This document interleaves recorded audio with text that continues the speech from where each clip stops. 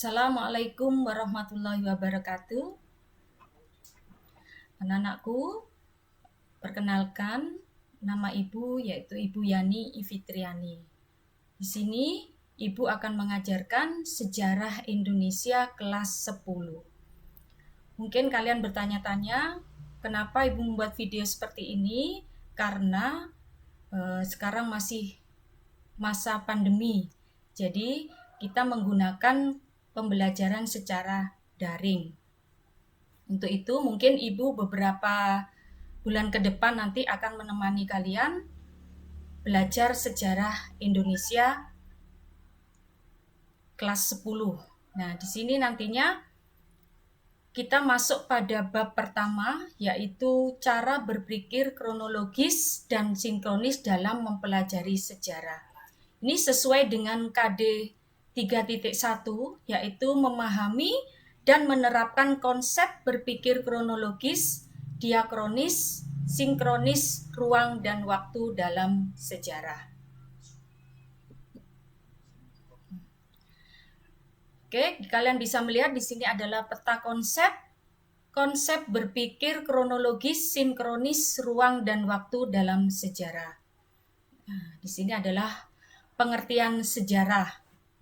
Kemudian sejarah itu sendiri bagaimana, dilakukan oleh siapa, di mana, itu bisa kita lihat di 3, yaitu yang pertama manusia, yang kedua ruang, dan yang ketiga adalah waktu. Manusia sebagai pelaku peristiwa sejarah. Kemudian di sini ruang, yaitu latar tempat peristiwa sejarah. Waktu yaitu batasan dari peristiwa sejarah itu sendiri. Nah, di sini batasan dari peristiwa sejarah itu nantinya ada yang diakronis, kronologi, yaitu kronik dan periodisasi. Kemudian cara berpikirnya yaitu sinkronis, yaitu runtun, teratur, dan berkesinambungan. Ya, pastinya kalian akan bertanya, apa sih sejarah itu? Belajar sejarah itu bagaimana? Kemudian belajar dari sejarah itu bagaimana? Ya. Di sini kalian bisa melihat pengertian dari sejarah itu sendiri. Secara etimologis, sejarah berasal dari bahasa Arab, dari kata syajaratun, yaitu bahasa Indonesia sendiri menyebutkan yaitu bahasanya sejarah. Nah, itu adalah silsilahnya, yaitu bahasanya sejarah itu adalah akar dari peristiwa itu sendiri.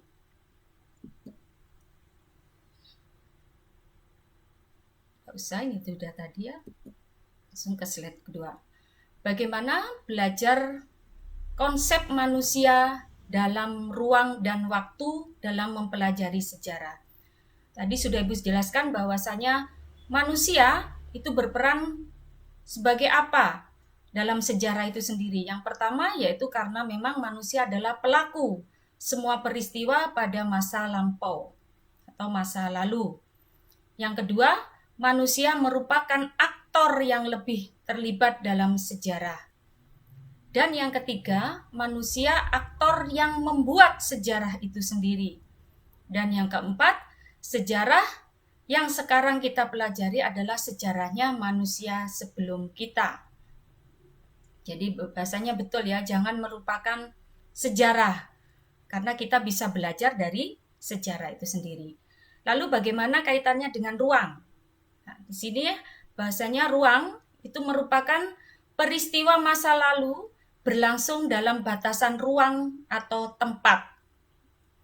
Yang kedua yaitu unsur ruang akan membuktikan peristiwa itu ada dan nyata. Kemudian di sini yang ketiga yaitu batasan dari waktu itu sendiri.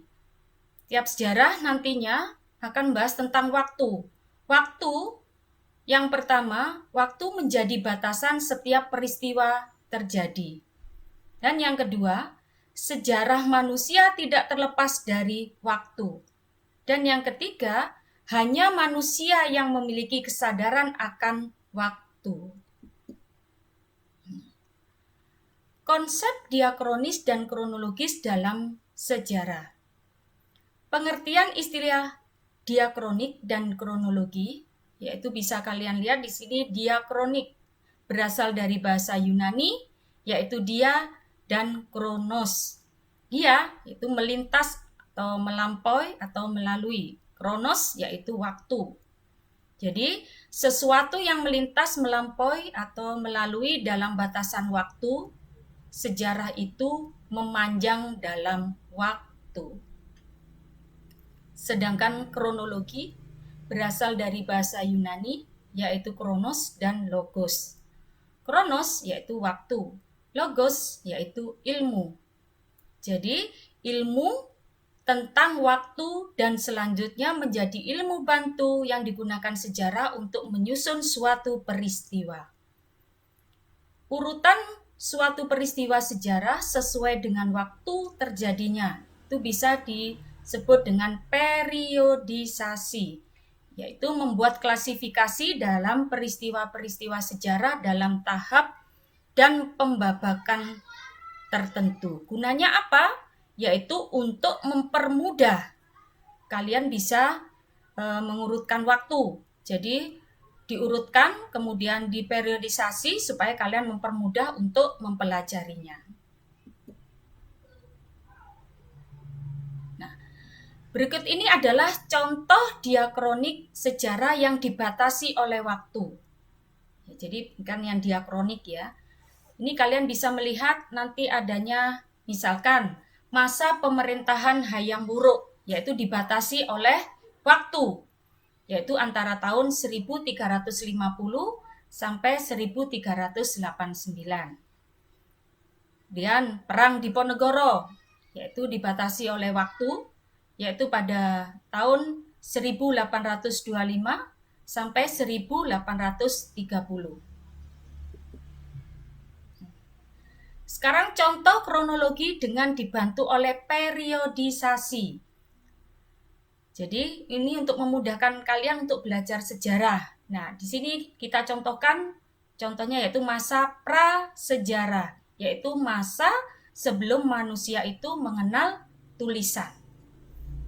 Yaitu dimulai ketika manusia purba berimigrasi ke Nusantara sampai ketika manusia mengenal tulisan. Nah, kira-kira ini pada tahun 400 sebelum Masehi. Kemudian berikutnya lagi, periodisasi berikutnya lagi yaitu masa Hindu-Buddha, yaitu dimulai dari masuknya Hindu-Buddha ke Indonesia ya, dimulai ketika pengaruh kebudayaan India masuk ke Indonesia atau ke Nusantara kurang lebih 400 Masehi hingga runtuhnya kerajaan Majapahit pada abad ke-15. Yaitu antara tahun 400 Masehi sampai 1500 Masehi. Setelah itu masa peradaban Islam. Ya, jadi mulai tahun 1300 Masehi sampai 1600 Masehi. Dimulai pada abad ke-13 Islam sudah masuk ke Indonesia sampai kedatangan bangsa-bangsa Eropa. Kemudian contoh kronologi dengan dibantu oleh periodisasi lagi, yaitu contohnya masa kolonialisme Barat, yaitu masa pendudukan koloni Barat antara tahun 1600 sampai 1900 Masehi. Ini dimulai pada abad ke-16 sampai berakhir pada abad ke-20. Setelah itu, masa pendudukan Jepang 1942 sampai 1945. Baru nantinya periodisasi berikutnya yaitu pada tahun 1945 sampai 1949 yang disebut dengan masa revolusi, di mana dimulai pada tanggal 17 Agustus 1945 pada saat proklamasi kemerdekaan hingga 27 Desember 45 yaitu kedaulatan negara Indonesia. Berikutnya lagi Ibu contohkan yaitu contoh kronologi dengan dibantu oleh periodisasi juga, yaitu pada tahun 1950 sampai 1967 Masehi, yaitu masa kolonialisme Barat. Dimulai tahun 1950 sampai 1967 ketika kekuasaan Soekarno berakhir dengan dikeluarkannya TAP MPRS nomor 10 TAP MPRS nomor 38 MPRS 1967. Kemudian masa pendudukan Jepang, yaitu pada tahun 1996 sampai 1998, yaitu masa Orde Baru dimulai tahun 1966 melalui Super Semar sampai 20 Mei 1998. Ini masa Orde Baru. Kemudian tahun 1998 sampai sekarang masa revolusi, yaitu masa reformasi dimulai tahun 1998 sampai sekarang. Nah, itu anak-anak ya. Jadi itu tadi untuk mempermudah kalian mempelajari sejarah. Nah, sekarang kita masuk pada konsep yang sinkronis dalam pembelajaran sejarah. Kalian harus tahu dulu bagaimana pengertian istilah sinkronik itu sendiri. Sinkronik berasal dari bahasa Yunani, sin dan kronos, yang artinya sin yaitu dengan, kronos adalah waktu. Di sinkronik di sini adalah mempelajari peristiwa sejarah dengan segala aspeknya pada masa atau waktu tertentu dengan lebih mendalam. Nah, jadi pembelajaran di sini kalian pasti akan bertanya-tanya, apa sih manfaatnya berpikir kronologis dan sinkronis dalam mempelajari sejarah atau dalam belajar sejarah? Jadi dapat Ibu simpulkan bahwasannya jika kita berpikir kronologis dalam belajar sejarah, maka sejarah akan memberikan kita gambaran yang utuh tentang peristiwa atau perjalanan sejarah dalam kehidupan sehari-hari. Berpikir diakronis, kronologis sangat diperlukan dalam memecahkan masalah. Jika kita berpikir sinkronik dalam belajar sejarah, maka kita akan lebih teliti dalam mengamati gejala dan fenomena tertentu.